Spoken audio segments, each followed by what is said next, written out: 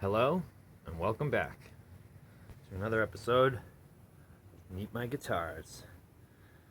Today I'm going to show off the SuperBird because I'm bringing it down here so that I can do a little bit of touch-up to it because, well, now that I've become such a snob about frets and nuts, bone nuts, and the like, I'm realizing that this is a guitar.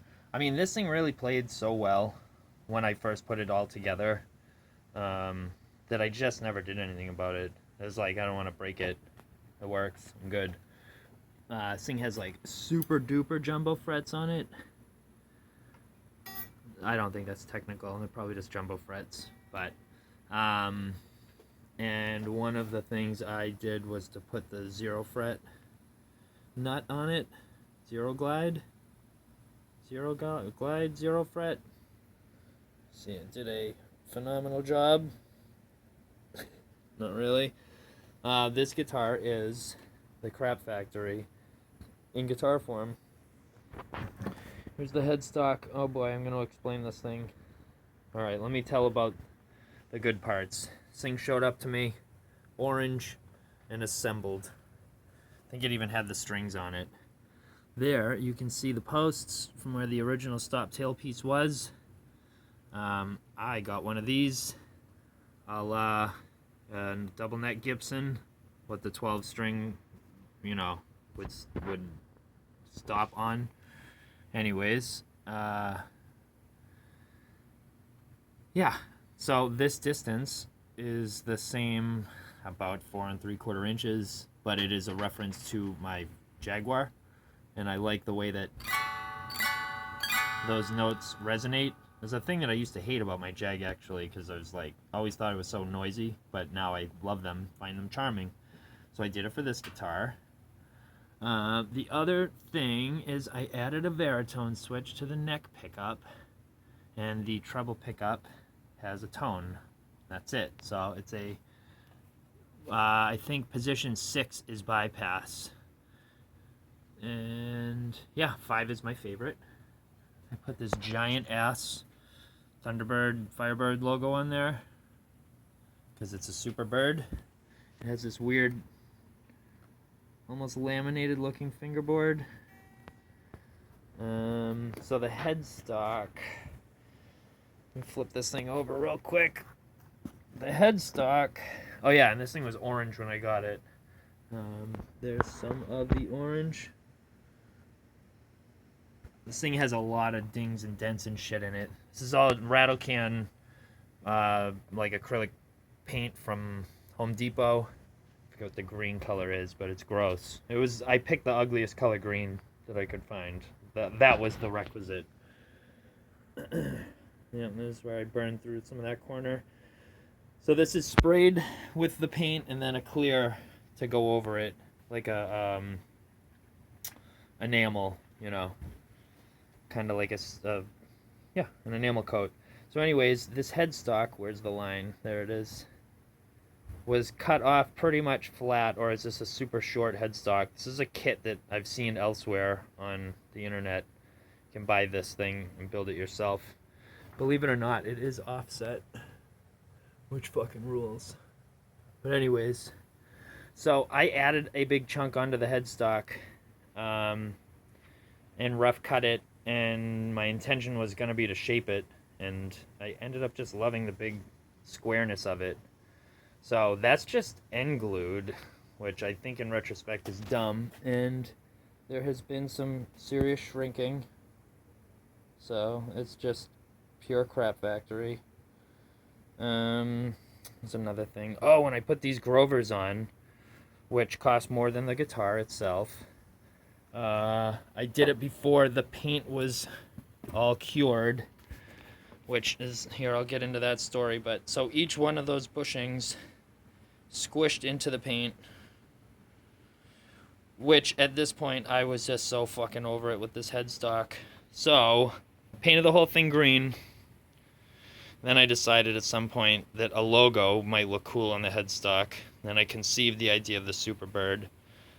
Then I was like, oh, well, a black headstock would look cool. So, this is what happened multiple times. Sprayed this thing with green. Sprayed black over it. Good.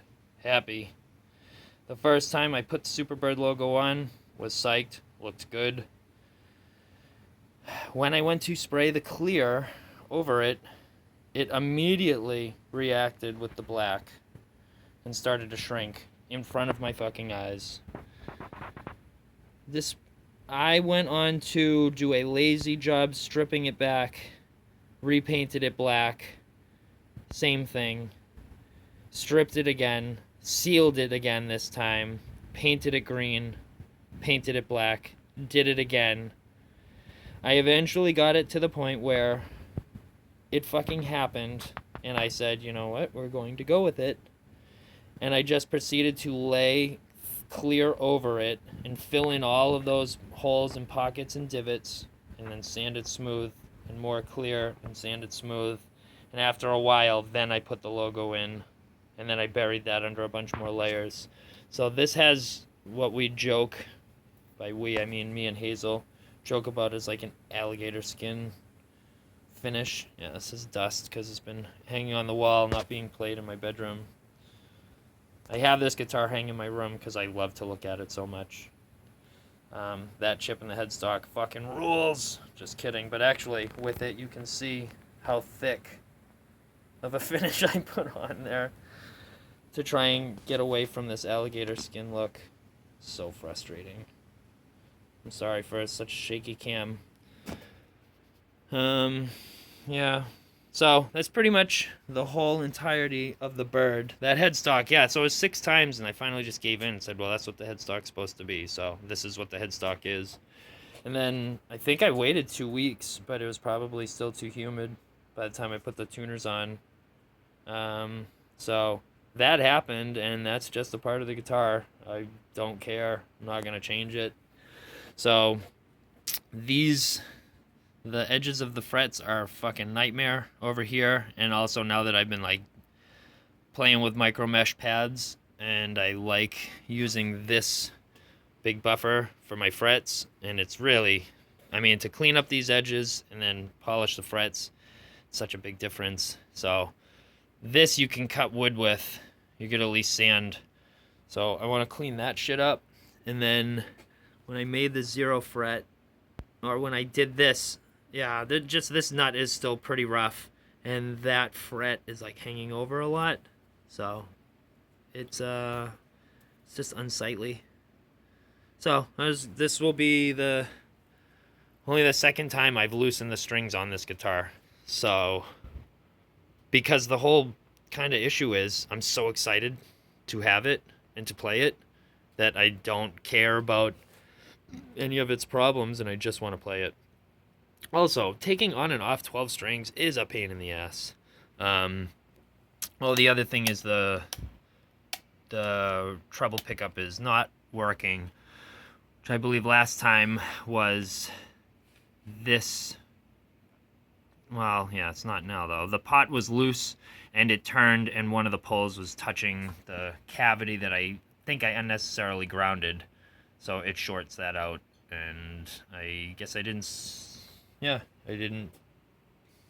tighten that up properly last time or whatever. But so anyways, this thing's only been working with a neck pickup for a while, so I want to clean up the frets, give myself the bridge pickup again, and fix this shit because it is super embarrassing.